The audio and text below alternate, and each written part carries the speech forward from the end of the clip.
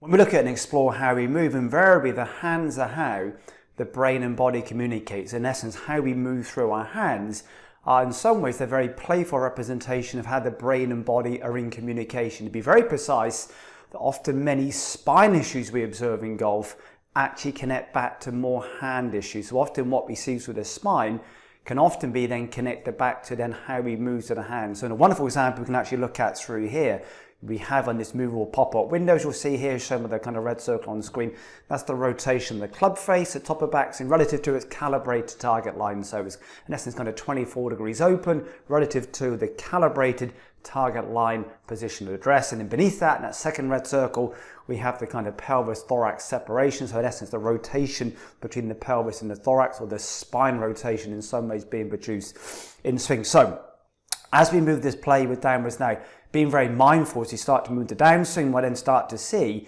how that club face rotation as we start downwards increases from 23 degrees open to actually in the peak value of almost 29 degrees open. So as the player moves in downswing, how that club face is actually opening as it moves in downswing. So again, what we then start to see is often we adapt through the spine, we adjust through the pelvis in response to our awareness where the club face is in space. So still club face awareness is still possibly the single biggest influences on why players move the way we do. So when we're aware that the hands are moving in such a direction or such a way in downswing, because again the hands are the only way we communicate through the club because of how the hands are placed on the handle. If we then become aware that kind of club face opening excessively, as it does in this case, we all see we have here a PT value or pelvis thorax rotation of 44 degrees of rotation.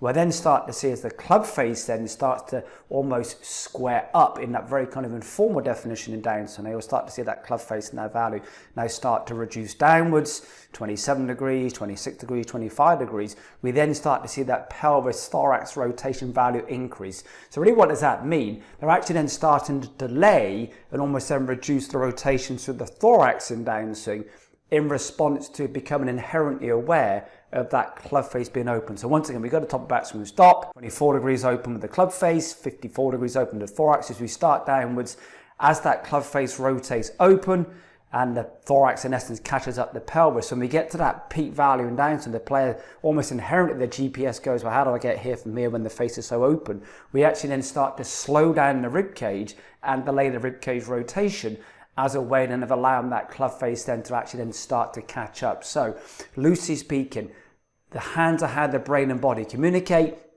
Many spine issues are actually hand issues. When you start to observe certain spine issues in the golf swing, perhaps one area we can start to explore is look at how the player moves to the hands, look at where the club face is orientated in swing, because much of what we see through the spine is simply a response to our awareness of where the hands and club face are in space.